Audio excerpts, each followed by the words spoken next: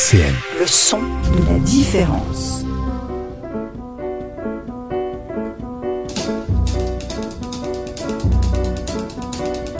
Dialectique sur RCN, Lionel Courchinou. Bonjour tout le monde et bienvenue dans ce nouvel épisode de Dialectique.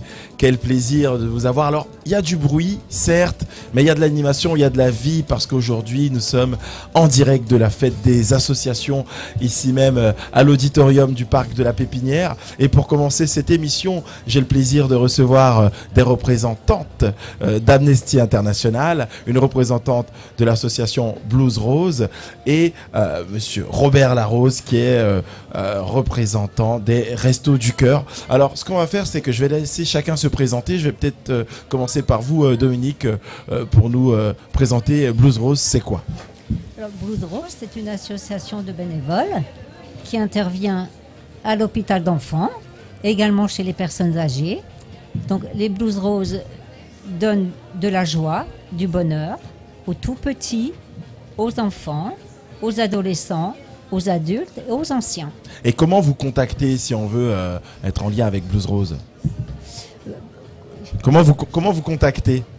Alors, pour nous contacter, donc l'association se situe à l'hôpital d'enfants.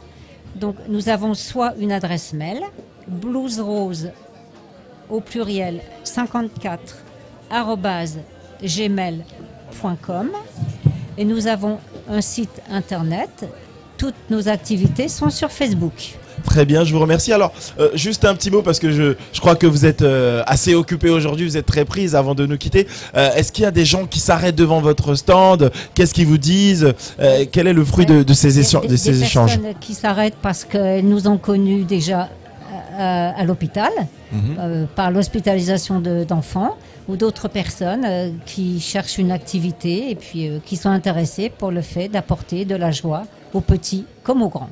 Merci beaucoup Dominique, on va vous libérer parce qu'il y a beaucoup de gens qui vous attendent à votre stand. Dominique parlait de cet engagement. Aujourd'hui, il y a de vrais défis, on le sait depuis le confinement. Le défi pour de nombreuses associations, c'est de trouver des bénévoles. Alors vous, chez Amnesty, est-ce que c'est le cas pour vous aussi? Eh ben, bonjour, je ne sais pas si on m'entend. Notre association, c'est quand même une association qui demande un engagement fort par rapport aux droits humains. Et donc, il y a des personnes qui sont intéressées, mais qui viennent pour le... Mais ce n'est pas notre but premier. Notre but premier est de faire connaître ces droits humains qui sont si importants et qui, à l'heure actuelle, sont quand même remis en cause dans beaucoup de pays. Et peut-être aussi, malheureusement, en France. Tout à l'heure, quand je suis venu vous voir à votre stand, vous m'avez dit oui, on va laisser les jeunes s'exprimer. Alors, certes, il y a des jeunes, il y a des moins jeunes. Est-ce qu'aujourd'hui, Amnesty arrive justement à attirer un public, on va dire, plutôt hétérogène en termes de tranche d'âge? Je me permets de répondre. Donc, à côté de moi, il y a Olga qui fait partie de ce qu'on appelle l'antenne jeune d'Amnesty. Et il y a aussi le groupe de Nancy, composé de personnes d'un âge différent, mais qui ont en général un engagement très fort par rapport à cette association. Voilà. Donc, on va laisser Olga aussi s'exprimer. Olga, toi, comment tu vois les actions d'Amnesty et qu'est-ce que tu imagines pour faire évoluer Amnesty International? Moi, je vois les actions d'Amnesty comme étant très importantes, surtout pour les jeunes, parce que c'est un peu le cliché, mais on est la nouvelle génération. C'est à nous de faire un changement positif. Et donc, nous, ce qu'on essaie de faire, c'est vraiment de recruter un maximum de jeunes dans la ville de Nancy, surtout. Mais on travaille aussi avec les antennes jeunes à travers la France. Et pour continuer la lutte pour les droits humains, et on fait plein d'actions pour ça, notamment des conférences, on organise des ciné-débats. Là, ce jeudi, par exemple, il y a un rassemblement pour défendre le droit à l'avortement. Donc oui, on fait plein d'actions et on est super actifs. Donc je vois ça comme quelque chose de positif. Alors concernant cet événement, est-ce que vous pouvez nous dire un mot, développer un peu pour qu'on sache, pour que nos auditeurs qui veulent peut-être s'y rendre puissent avoir les informations nécessaires? Donc c'est ce jeudi 28 septembre, si je ne me trompe pas, à 18h, place Simone Veil à Nancy donc. Et il y aura plein de monde, il y aura aussi l'association Solidaire, il y aura Nous Toutes, donc c'est une collaboration d'associations, et il y aura nous, l'antenne jeune d'Amnesty. Et on espère peut-être que les Restos du Cœur seront disponibles aussi pour rejoindre le mouvement. Parlant des Restos du Cœur, on en a beaucoup parlé dans l'actualité récente. Aujourd'hui en France, on sait qu'il y a plus de 8 millions de personnes qui vivent sous le seuil de pauvreté. On sait que le recours à l'aide alimentaire ne cesse de croître. Est-ce que vous ressentez ça, vous, chez les Restos du Cœur, au niveau local? Oui, bonjour. Eh bien, en Meurthe-et-Moselle, dont je suis le responsable, qui anime 800 bénévoles, reçoit 13 000 personnes toutes les semaines. Effectivement, les chiffres que vous avez entendus au niveau national, nous avons les mêmes pour ce département. C'est-à-dire, nous avons distribué près de 2 400 000 repas sur 12 mois. Et nous recherchons des ressources à la fois humaines et financières pour continuer dans cette action. Et concernant ces ressources financières, est-ce que il y a une démarche solidaire? Parce que comme je l'ai dit, il y a eu l'actualité brûlante où on a beaucoup parlé des Restos du Cœur par rapport à ces déficits justement. Est-ce que à l'échelle locale, ça a suscité des passions, de l'intérêt et de l'action surtout sur ce volet? Bien, nous avons des donateurs réguliers, il y a effectivement une sensibilisation plus grande, mais à l'échelle du problème, cela reste encore modeste. C'est pourquoi notre président national a sollicité des aides exceptionnelles compte tenu de la situation exceptionnelle actuelle. Alors, dernière question pour tous les trois. Quels sont les principaux défis aujourd'hui? Et c'est une question qui va revenir tout au long de cette émission. Quels sont les défis pour le tissu associatif ici à Nancy aujourd'hui, selon vous? La question me pose problème. Donc oui, les défis, c'est par exemple une des campagnes d'Amnesty à l'heure actuelle, c'est la surveillance de masse. Il se produit un certain nombre de lois en ce moment qui mettent en danger la situation des personnes et nous essayons de lutter, surtout pour faire connaître. Parce que au-delà, par exemple, de parler des JO, sous prétexte de JO, ce que je ne conteste pas du tout, mais on fait passer des lois qui mettent enfin, je trouve pas le mot parce que ça mettent en péril les libertés individuelles, peut-être. La liberté des individus. Et ça, à Amnesty, on y est très attaché.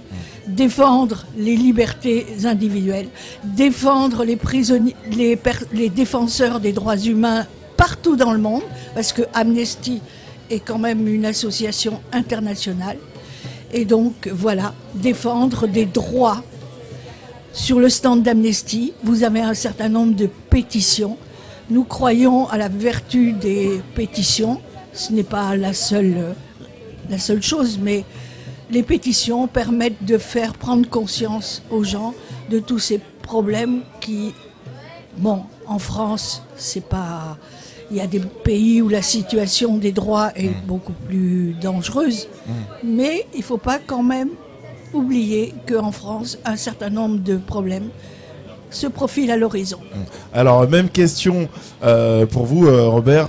Pour les Restos du Cœur, quels sont les principaux défis Bien, les défis, c'est le même depuis 1986 où Coluche a lancé un mouvement exceptionnel pour les Restos du Cœur. Et ce mouvement s'amplifie, les besoins sont exponentiels. Donc notre défi, c'est de trouver des bonnes volontés, c'est-à-dire des bénévoles hommes et femmes pour accueillir les personnes qui sont dans le besoin. Et puis bien sûr des ressources, puisque nous assurons une partie de l'aide alimentaire. C'est non négligeable. On parle sur un département de plus de 2000 tonnes par an. Et je ne vous donne pas beaucoup d'autres chiffres, mais nous avons effectivement beaucoup de frais, de logistique, beaucoup de choses à faire et bienvenue à tous les bénévoles qui nous rejoindront. Merci beaucoup et j'ai envie de dire ça, le message de bienvenue, ce n'est pas une petite chose, c'est quelque chose d'important. Absolument, absolument. Et tous les ans, nous recrutons et cette année plus encore que les années précédentes. On parle de grandes choses, contrairement à Georgia Smith qui, dans le titre qu'on va écouter tout de suite, parle de toutes petites choses dans Little Thing. C'est parti. Jusqu'à 14h, Dialectique sur RCN.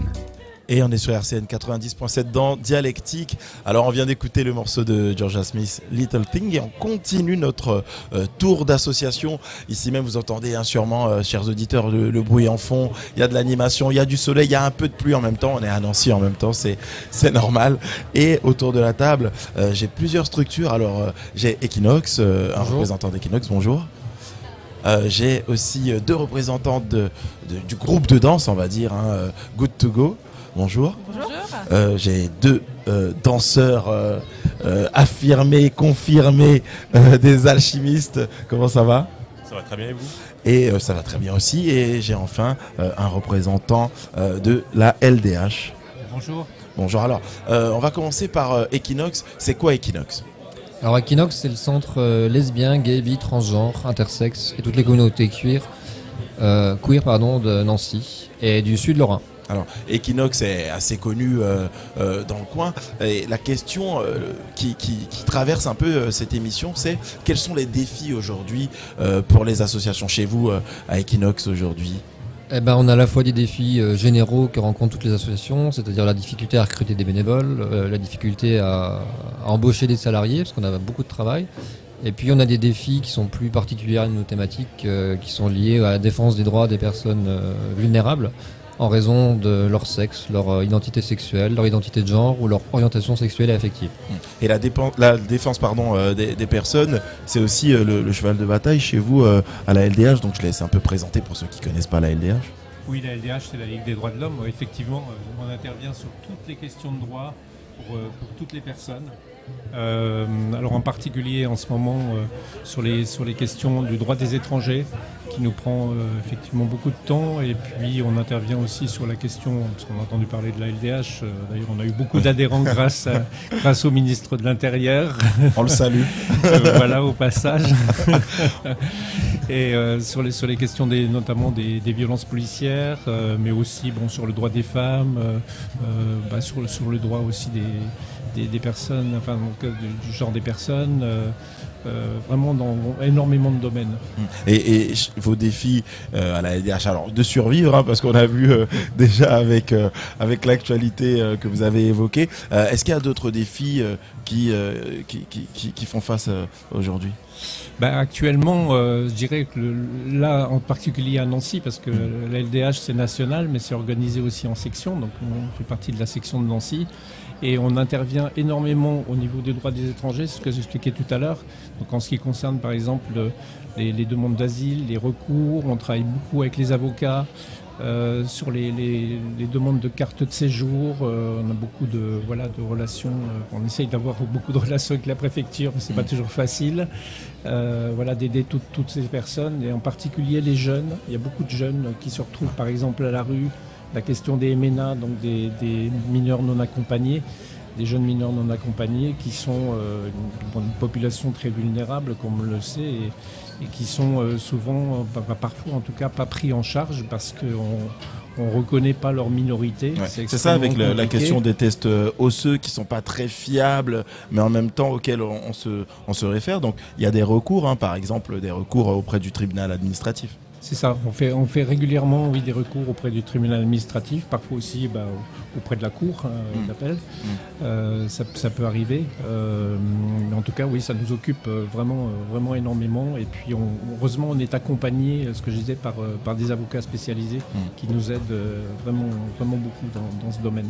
Est-ce que vous dansez un peu de temps en temps ? Ah oui, bien sûr. Vous avez dansé. Là, on a deux groupes de danse reconnus, connus sur Nancy. On va commencer par vous. Mesdames, je vous laisse présenter un peu votre groupe.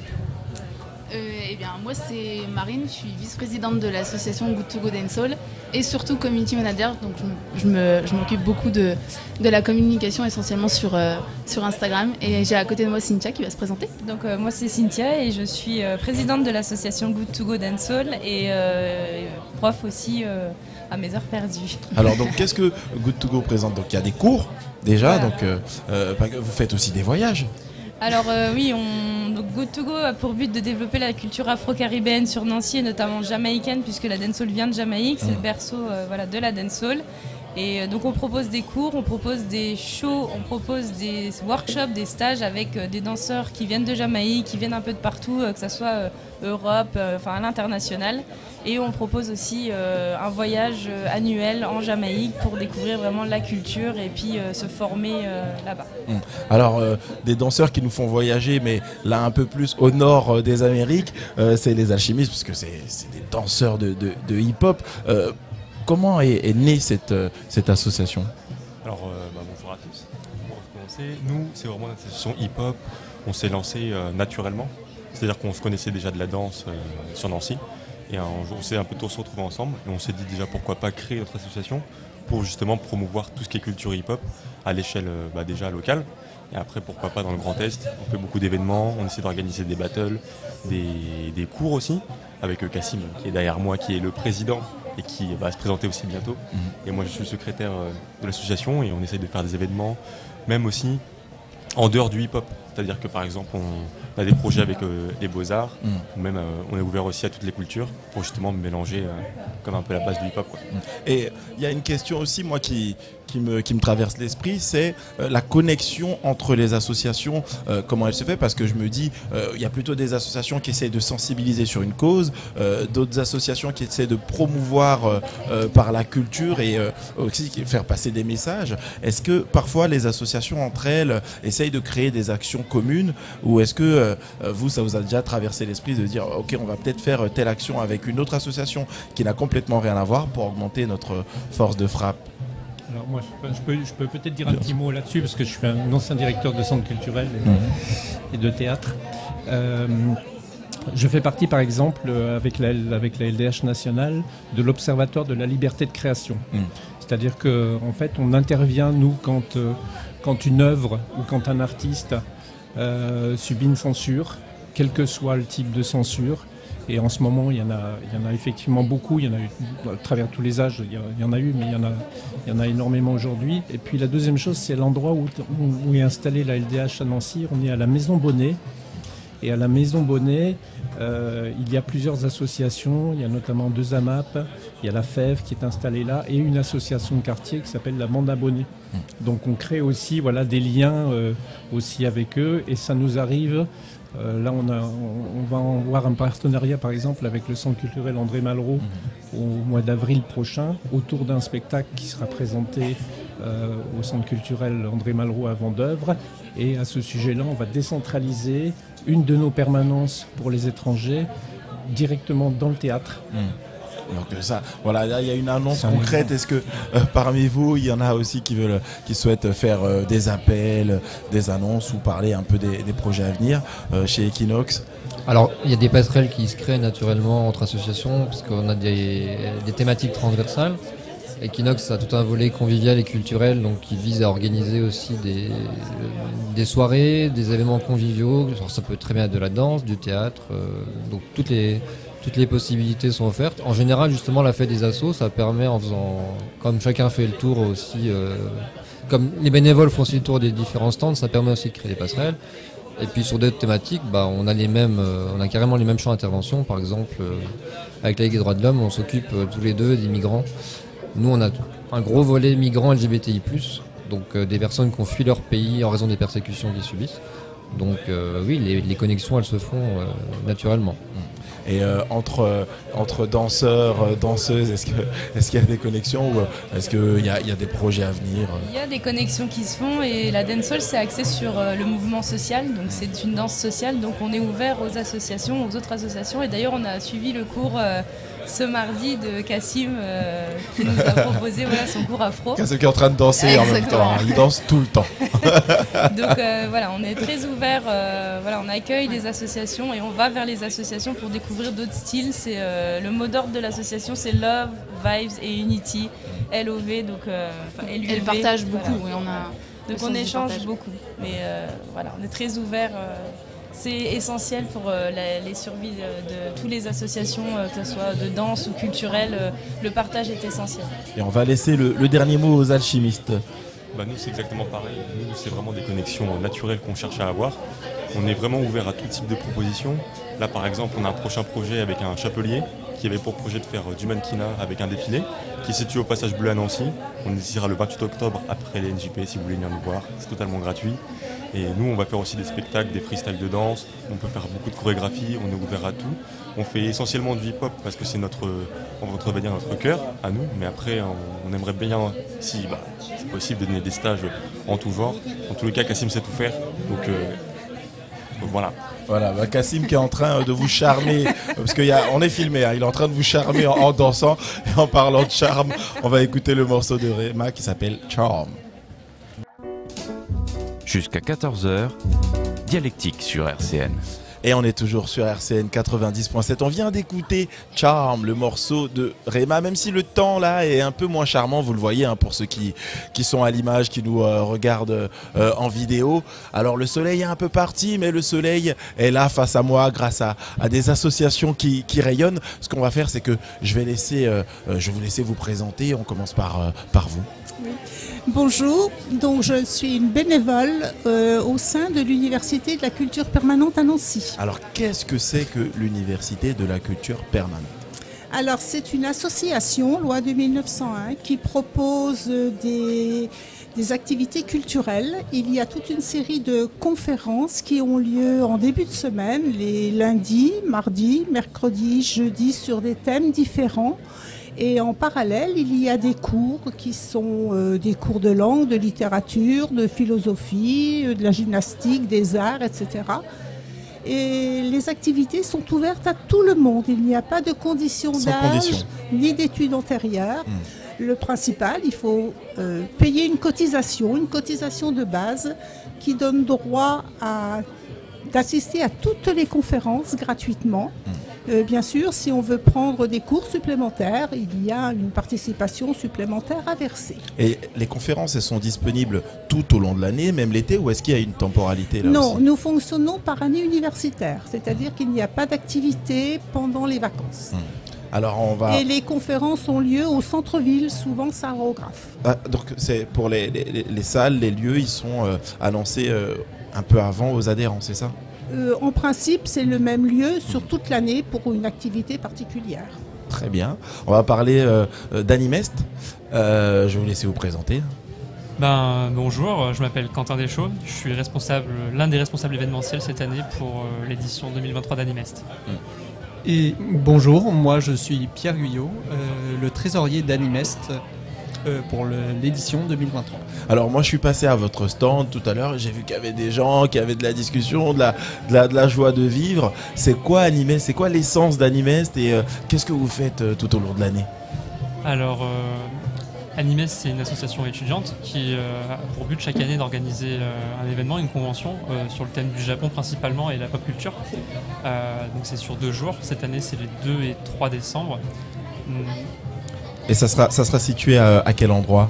Alors précédemment on était au centre Prouvé, le palais des congrès devant la gare. Cette année, comme l'événement prend de plus en plus d'ampleur, on a besoin de plus de place et on déménage et on va aller au parc des expositions de Nancy. Ah oui, donc là cette année vous visez plus grand. Est-ce que ça fait pas un peu peur de se dire qu'on va passer là sur quelque chose de gigantesque ? Parce que déjà le centre Prouvé, faut le remplir, vous l'avez fait aisément et je vous souhaite le meilleur, mais là on est sur une autre structure, une autre taille.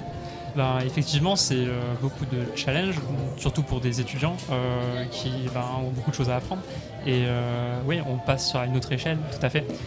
L'année dernière, on était environ 10 000 visiteurs, ce qui fait déjà beaucoup de monde à s'occuper.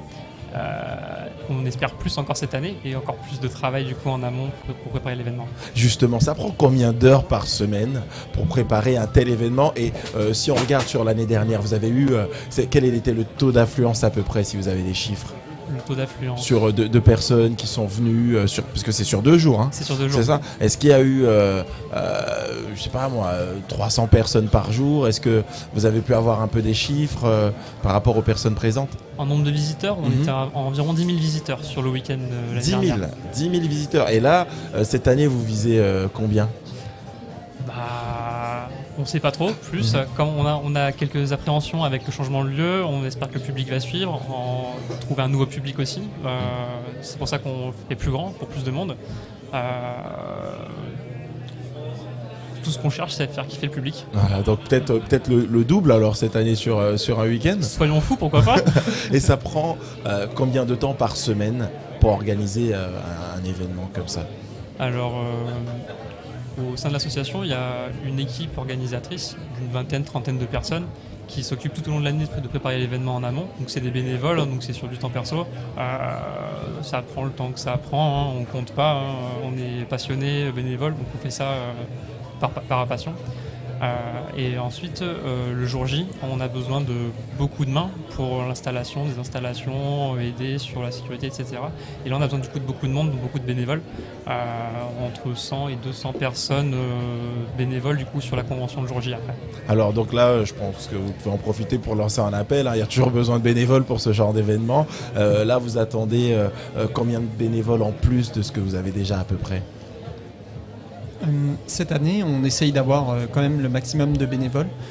On voudrait au moins passer la barre des 200, histoire d'avoir vraiment des personnes qui soient là, soit pour encadrer les différents intervenants qui viennent, soit aussi pour encadrer au niveau de la sécurité, de la barrière, enfin des différentes barrières que l'on peut mettre, bien baliser les différents endroits qui sont accessibles ou non, mais aussi ça peut être tout simplement des bénévoles qui vont faire de la restauration.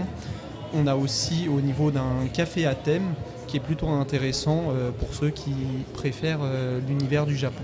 Cette question de bénévoles, elle est centrale. En faisant un peu le tour des stands, des associations, y a quelque chose qui revient, c'est on a moins de bénévoles depuis le Covid. On a du mal à convaincre des personnes, on a du mal à retenir des personnes. Est-ce que chez UCP, vous faites face aux mêmes défis aussi? Effectivement, on a du mal à avoir des bénévoles supplémentaires, mais on a aussi du mal à retrouver nos effectifs, les effectifs que nous avions au niveau des adhérents avant l'épidémie Covid. Nous en avons perdu quand même un petit peu et il faudrait qu'on réussisse à rattraper ce chiffre. Et cette question aussi, je pourrais la poser. Alors j'ai été rejoint par deux personnes qui représentaient les structures. Donc à ma gauche, le président, chef d'orchestre, autant pour moi chef d'orchestre, d'harmonie nancéenne. Je te laisse présenter la structure. Oui, bonjour, alors oui effectivement, donc là je suis, on est deux, hein, je suis accompagné de René Genin qui est tubiste à l'harmonie nancéenne, donc joue du tuba, et donc moi je suis effectivement chef de l'orchestre de l'harmonie nancéenne. On est très heureux d'être présent évidemment aujourd'hui à cette fête des associations. On est là évidemment pour montrer qu'on existe. On est une association qui existe depuis 1894, hein, donc c'est parmi les plus vieilles associations de Nancy, et donc on est là aussi pour rappeler qu'on recrute régulièrement des musiciens. Hein. On a besoin de musiciens dans tous les pupitres confondus. Alors un orchestre d'harmonie, qu'est-ce que c'est? C'est un orchestre avec des instruments à vent, essentiellement des instruments à vent et des percussions. Donc vous allez avoir de la clarinette, vous allez avoir du hautbois, du basson, de la flûte, du cor, de la trompette, du trombone, du tuba et toutes les percussions possibles et imaginables. Donc effectivement, on est là pour effectivement faire un petit peu de recrutement, parler de nous, inciter aussi le public à venir à nos concerts. On joue un répertoire de musique qui est extrêmement varié. On joue de la musique pour orchestre d'harmonie, des transcriptions symphoniques, beaucoup de musique de film. On a tout un répertoire de musique de film. Quel genre de musique de film? Allez, donnez-nous envie un peu de vous voir. Là, par exemple, au dernier concert, on avait joué. D'ailleurs, notre prochain concert a lieu le 1er octobre au Parc Sainte-Marie. Vous pourrez entendre la musique de Retour vers le futur, pour citer les plus connus.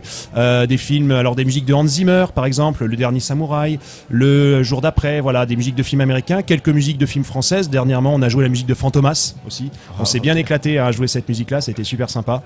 Donc un répertoire assez varié. On fait pas que de la musique de film, hein, on fait aussi découvrir un peu de la musique au public. Nos concerts à nous, ils sont gratuits.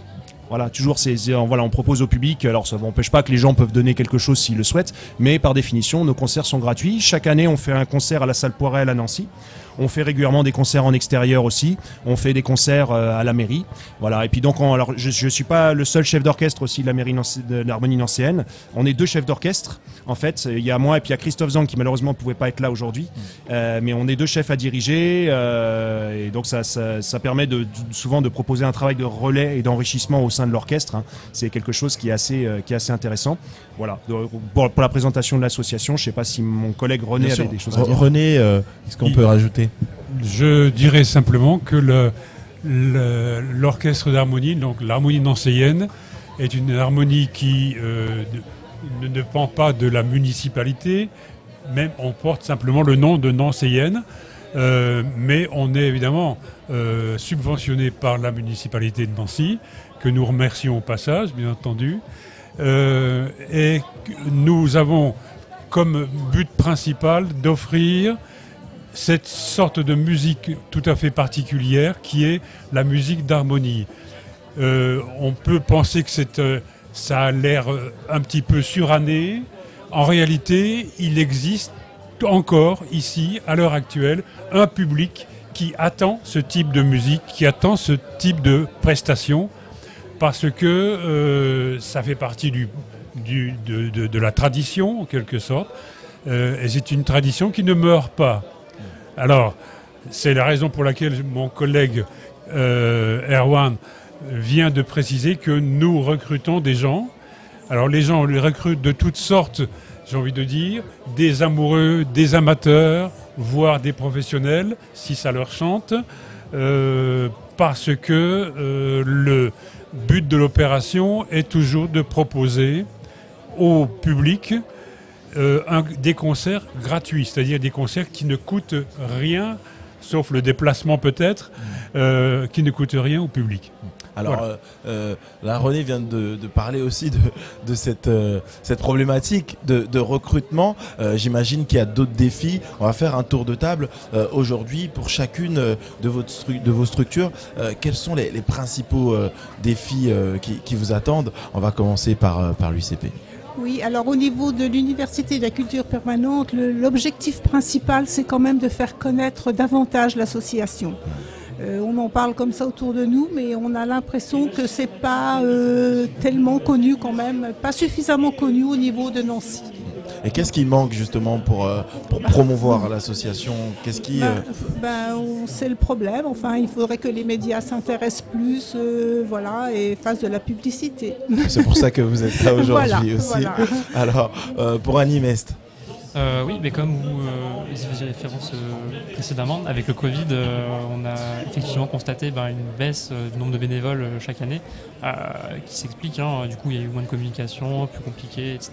Les gens sont moins aussi à sortir, s'investir. Et donc on l'a constaté cette année, mais ça commence à revenir petit à petit. Il y a une nouvelle génération qui arrive et qui est motivée, investie, puis qui va venir nous aider, on l'espère. Il y a une nouvelle génération. C'est vrai qu'en France, c'est comme vous l'avez dit, c'est une culture qui prend de l'ampleur. Et justement, ces plus jeunes-là, qui sont même des fois à peine majeurs, est-ce qu'ils sont prêts à s'investir dans le milieu associatif ? Alors, juste une précision, Animes c'est une association étudiante, mais en soi, elle est ouverte à tout public. Donc, c'est important de le préciser. Important de le préciser, oui. Donc n'importe qui peut être bénévole à Animes et participer à l'événement pour l'organisation, pour aider. On parlait sur l'investissement des plus jeunes. Alors vous avez déjà un peu rodé, vous avez déjà organisé quelques événements, vous avez vu, mais ceux qui arrivent, qui ne savent pas encore, qui n'ont pas vu peut-être encore le concret, est-ce qu'ils sont prêts à s'investir dans ce genre de projet ? C'est tout l'enjeu, réussir à les convaincre que ce qu'on fait c'est cool, que c'est fun, qu'il y a de bons moments à passer ensemble. Mais ouais, pour l'instant ça marche plutôt bien. On a encore pas mal d'événements à faire comme ceci pour recruter des gens. D'ailleurs, merci de nous avoir fait venir. C'est un plaisir. Nous, notre objectif, c'est que vous puissiez recruter ces 200 personnes pour l'événement. On verra si c'est le cas. Erwan, quels sont les principaux défis pour l'harmonie ? Nous, effectivement, le fait de recruter des musiciens, alors c'est vrai que la difficulté peut être liée au fait déjà de pratiquer un instrument de musique. C'est-à-dire que si on ne pratique pas un petit peu la musique, sachant qu'on ne demande pas un niveau élevé, mais dans notre cas, effectivement, le fait d'être instrumentiste conditionne un petit peu le fait de participer aux activités de l'orchestre. Ça filtre déjà un petit peu. Après, on a par exemple des percussionnistes des fois qui arrivent, on a des pianistes qui nous demandent mais est-ce que je pourrais venir faire les percussions ? Par exemple, ça c'est tout à fait possible. On a du matériel sur place, on a du matériel de percussion, etc. La personne est déjà un petit peu musicienne, elle sait un peu lire la musique. Après, pour le reste, ça se passe bien.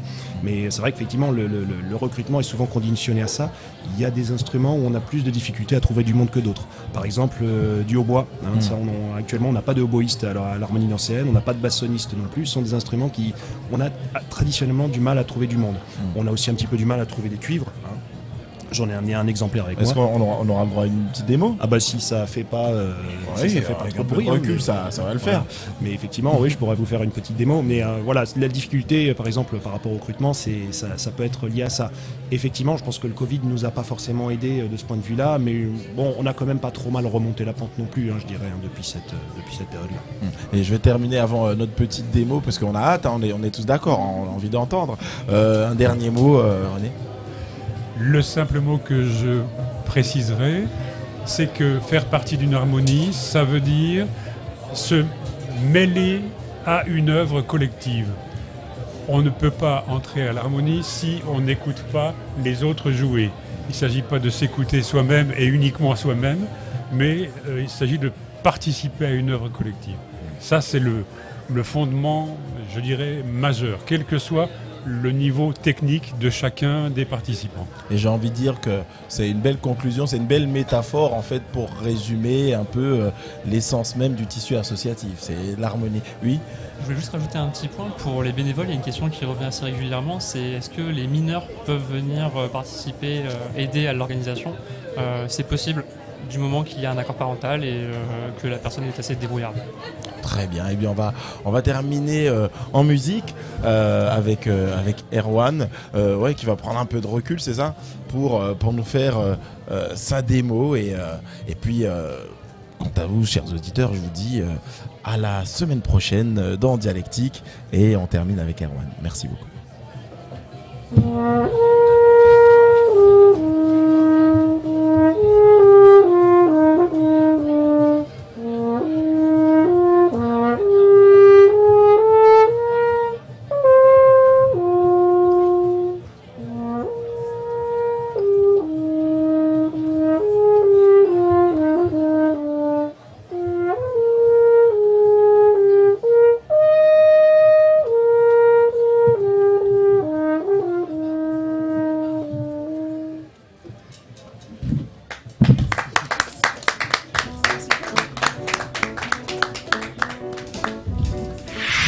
RCN, www.rcn-radio.org